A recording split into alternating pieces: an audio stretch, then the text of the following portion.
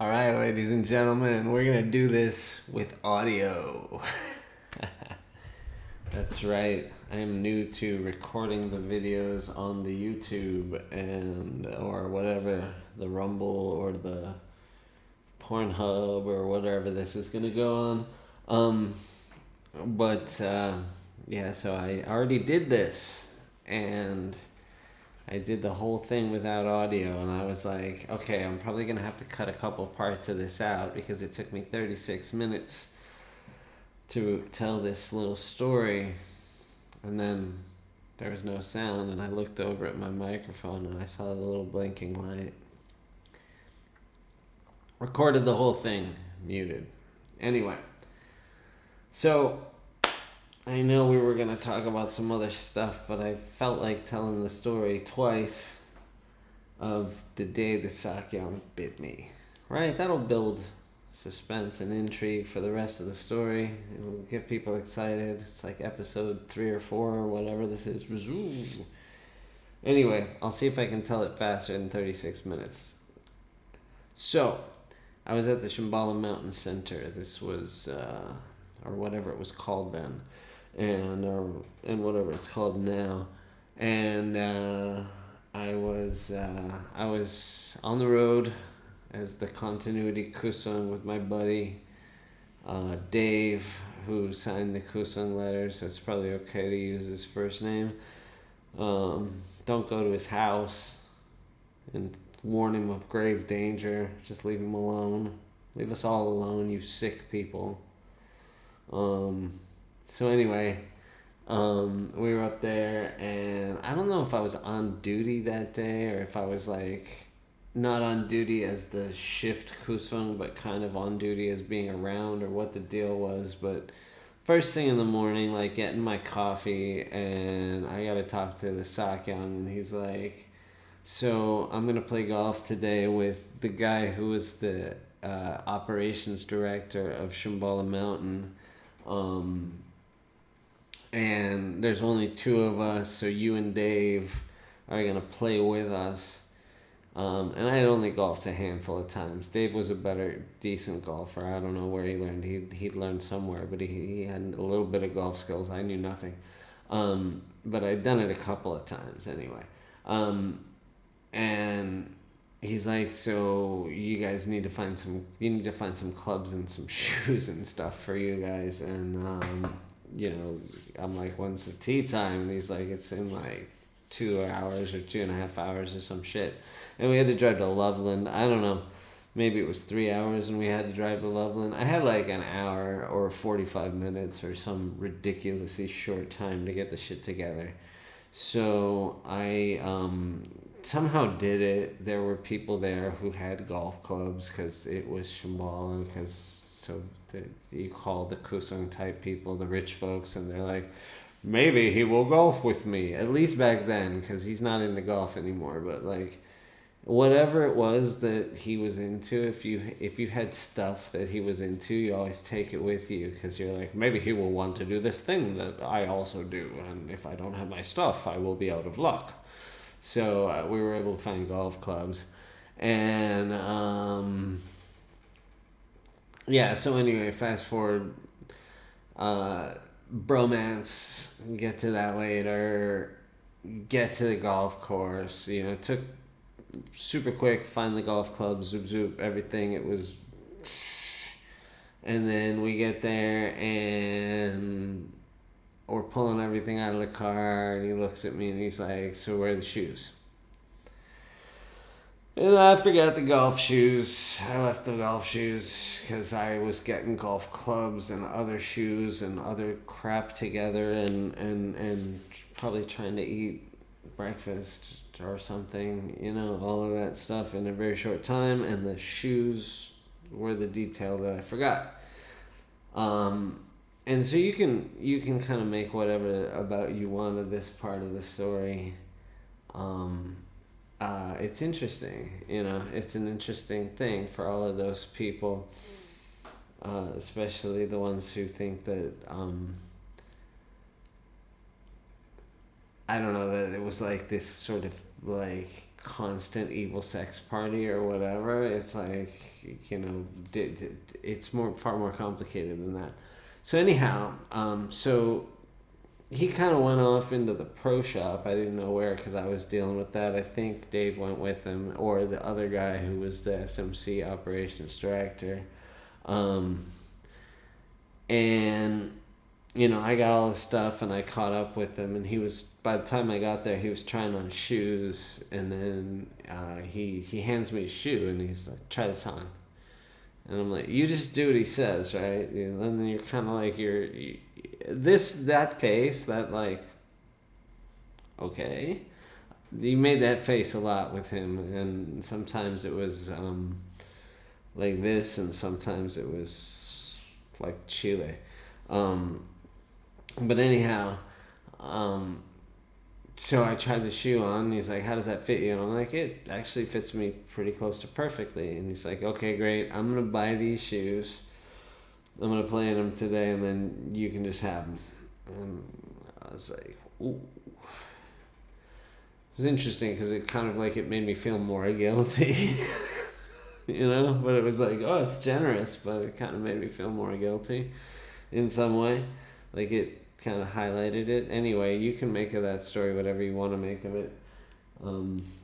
Let all the psychologists come in and analyze that from whatever angle, but it was just my experience, so whatever. Anyhow, so then we played golf. Golf was normal. The two of them went off and did their thing, and the two of us, the servants, kind of stood behind and did our thing, which was basically argue with each other. And then occasionally everybody made fun of me, not so much Dave, but the other two, because I was with the golf club. Anyhow, then we went to the Coopersmiths. I'm so much faster. This took me like 15 minutes last time to get to here. I'm trying to cut to the chase. I don't know. I wish I would have heard what I said last time. Anyway, but this is the version you get.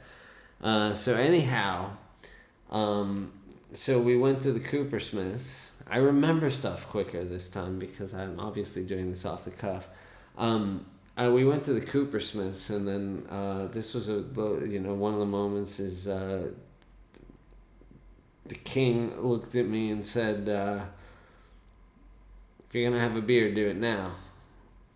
It was kind of like, I think it was kind of like, we're gonna be here for a while, and like, you can probably get away with this one when we were ordering. So I had a beer. I had the one beer for the night, and then we stayed there for a while longer, and sure enough, we were there long enough that I was more than sober to drive by the time we left. We didn't have to be there for that long with one beer anyway, but like, yeah, no problem. And then we went to the other bar. Oh, I'm tearing through this. This is great. This is so much better. When we got to the other bar, you could smoke back then.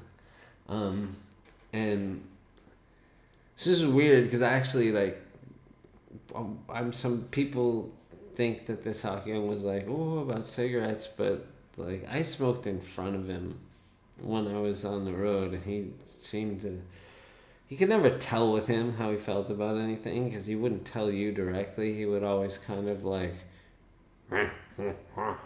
at somebody else, and then they would have to kind of interpret his combination of sort of grunts, silence, and haiku. But anyhow, so he and his new bromance, this was like the shortest bromance ever, because these two fell in love with each other that day, and it was like, oh my god, and then like literally after that day finished and the night happened, the bromance started to cool, because the operations director already started to kind of distance himself. This guy was smart, actually, in that sense. He was like, kind of, you know, he was kind of doing his thing, you know, having a bromance there, and it was, you know, with his boss, basically, so it was probably a good idea to get along. But then, like, he also smelled the smoke. Like, so he knew there was fire there. Like, he stepped back pretty damn quick. Like, he still did his job, but, like, the bromance that we were like, wow, this could be a wonderful, because we were very, very concerned. This is one thing that I did say in the other one that I think is important, is that all of us were really concerned with the his Sakyongness's well-being. I don't know what to call him. Have you noticed that? Because I mean, they call him Dingbat. I mean, fuck that. Anyway, so we were all very concerned with his well-being, and so like him having like a friend instead of like a hanger-on or a servant or a donor. You know, we were like, woohoo, that would be great. Like another, like the Rocky Mountain version of the Halifax guy. Like we'll come up with a name for him. But anyhow, so the bromance didn't last very long. So anyway, it was firing up, and like, so then the whiskey came out and whatever, and they're smoking cigars, and it's going on, and you know, I don't know how many hours, because we played golf in the morning, and so like I think we were at the pizza bar probably like 4 or 6, or probably like 6 or something. So, you know, we were in the bar by like 9, but they'd already been drinking for a while, and we wound up closing the bar. So there's plenty of time for the drinking to happen, and my cohort was, my buddy was drinking, my companion, Kusung companion, was drinking, and his job was to kind of like be the drunk kind of, he was the good cop. He did a great job with the good cop thing that night, like, because we were communicating, like he was absolutely plastered, but like we were communicating. It was nice. We were able to communicate. So you know, and we were kind of playing off of each other and kind of taking care of the situation to try and stay out of jail and not get like any complaints filed or whatever, because by then Chile had already happened, and so I kind of knew, I didn't know, because when I went to Chile I didn't know that was possible, and then by now I knew this was only a couple months later, but I knew it was possible at that point. So I was more in the like, okay, like you're the goalkeeper, you know, and like you gotta just keep, I don't know, or not like the goalkeeper, like you gotta keep the ball in play more than, I guess that's what a goalkeeper, that keeps the ball in play, but not just the goal. It was like the sides, it was everywhere. Oh dear Lord, what a nightmare. You guys are so glad you didn't have to do that. Like, and all you kids that want to do that now, don't do it. Don't do it. Even though it seems like it's just going to be a different kind of abuse. Trust me. Anyhow, so yeah, so then he picks up on the chick, and he says he gets really into this girl, and she's like, I don't know, 25 or something like that, or maybe 27, like around there. That's about how old I was at the time. And he oh my god, it's so he used to have these business cards. He probably still has them. They're probably a little different because they were Shambhala business cards, and now he got to make them all fancy and whatever with the Sakyong lineage, and he got to do some new graphic design. So he probably has some fancy business cards still. But these were the old ones that said, you know, His Holiness. They didn't say Kongma Sakyong. They just said Sakyong. You know, and they were very fancy, so that you had to give those to people to make them respect him. And then, you know, he kept saying to Dave, tell her who I am, and that was the whole, and I had to explain who he was in some way too, and Dave did it as well, and we kind of, were trying to talk about how great he was without being too much of an asshole. And that's the thing, because it was like you were kind of embarrassed because you kind of knew you were being an asshole the whole time, but like you're just like trying not to be an asshole. Anyway. So, yeah, and he was saying this stupid shit to her, like,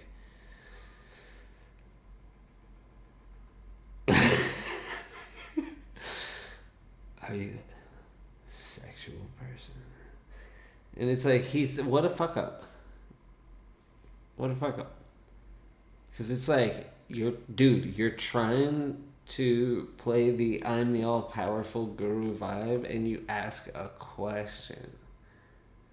It's like, you say you're a sexual person, but he has no confidence because he's this hurt little, and that's not fair, man. That's not, I mean, it's true, but it's unfortunate. It's like, I don't want to be mean to the guy. I kind of liked the guy, but now that I'm old enough to understand why he was such a mess, it's like, I just wish he would admit it. So anyway, we're going to get to that later. So anyhow, he's doing, are you a sexual person? This whole routine. And I'm standing like the girl, he's sitting with the girl on the bar stools, and they're like here, and I'm basically like, I was touching him, and my legs may have been touching her legs too. I may have been that close. I'm not sure. I was definitely touching him because I wanted to be close enough that if he went to like grab her, that I could try to pull him back before we got into too much trouble. I am quite serious. And yeah, we can talk about how that relates to Chile later. So anyhow, we're still going faster than we were last time, even though we're 17 minutes in. So anyhow, at one point I said to her, she was cool. She was like, also I think she worked at this bar, so like she had home field advantage, and she felt pretty safe, I think.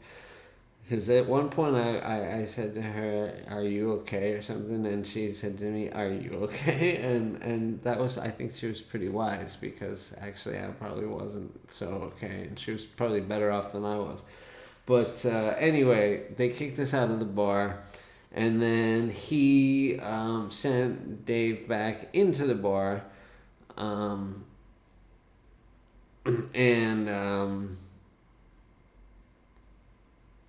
and they threw him out immediately, and then he kept trying to go back into the bar, and I would grab him around the waist and spin him around in a circle, and he would run back towards the bar, and then I would do it again, and just kind of with my weight. It was like it turned into a game really quickly. It happened 3, 4, 5 times, and it was all very funny and cute, and then we sort of got into the car, and we were driving up to the mountain. He's got his... Now I'm getting tired of this, so I'm going to see if I can finish this within 5 minutes. And he's got his feet out the window, and we're driving up to the mountains, and he's blah, blah, blah, blah. She was so wonderful. She wasn't beautiful. She was so wonderful. And I mean, he was lonely, for sure. And, it was definitely kind of like, he was kind of fantasizing, because he thought he was going to marry this random girl from Fort Collins. But, that wasn't in his fate. And that actually, for those of you who want to speculate about how things are going now, and the fact that all of a sudden everything got all hugely Tibetified since he married this Tibetan woman, it's like, well, he definitely had a hard time trying to figure out who the hell he was going to marry. But in this moment, he was like, maybe I can marry her. Maybe I can, sent her a text message, and, you know, she can come see the stupa. That's basically my stupa, you know. I mean, it's my dad's stupa, but it's my stupa, you know. I basically own it. It's my stupa. You know, that was where he was at. So anyway, he's relax, doggins. He's basically she's so beautiful, whatever. And he's going. I'm trying to focus on driving, and he's going back and forth with Dave. And then at some point he says, "Wasn't she amazing?" And Dave's response is, "Well, they all are, you know, when you first meet them." And I said something like, "Hallelujah." And his response was I talking to you, asshole? And then he jumped up and he bit me kind of right, like over here, like on the shoulder blade. And I'm driving, keep in mind, and I'm driving on 74E up in, you know, northern Colorado by Red Feather, which has its share of curves. It's not the curviest road, but it has its share of curves. And when somebody bites you to the point where I literally, my vision kind of went a little bit blurry, and I was just kind of stay straight, and I think you couldn't really see the road at all. It didn't last for that long, but it wasn't a very good idea. It was pretty reckless, you know. So anyway, we got to the mountain, and we got up to the top of the mountain, and as soon as we got close enough to the mountain center where the radio could work, he decided that he should have Dave yell stuff into the radio at the Rusung, who's the person who's in charge of the Kasung at the mountain center, who was a woman who was doing a fantastic job. Love you, by the way, if you're out there. And her nickname that she was given by him was Wonder Woman, and so he had Dave say a bunch of crap into the radio. And the thing is, tons of different people could hear the radio, and it was, now we're talking 3:30, you know, or so in the morning, and so all of these people all over the place are being woken up with random stuff, but the one that I remember was Wonder Woman, Garuda 1, Too Hot for Transfer, which I still don't know what Too Hot for Transfer exactly is supposed to mean, but I can kind of understand where he was coming from. So you guys can maybe that's a teaching. Those of you, hey, true believers out there, Wonder Woman, Garuda 1, Too Hot for Transfer. Put that in the Mipham hagiography. Remember to put that in there, because maybe there's a teaching in there. Maybe the bagpipe kid could figure it out. Like, maybe there's a teaching in there. So anyway, everybody hears this stuff. And so everybody knows that shenanigans went on the night before. And this is in the middle of, I don't remember which, you know, strict program that everybody else is doing. But, you know, everybody knew shenanigans went on. So the next day or a couple days later, I don't know which, we're talking to the Kusung guy, and he's like, he went to talk to Sakyong, and he said, you know, you can't do this on the radio, blah, blah, blah, everybody knows, blah, blah, blah. And the response was, we need to train the Kusung better.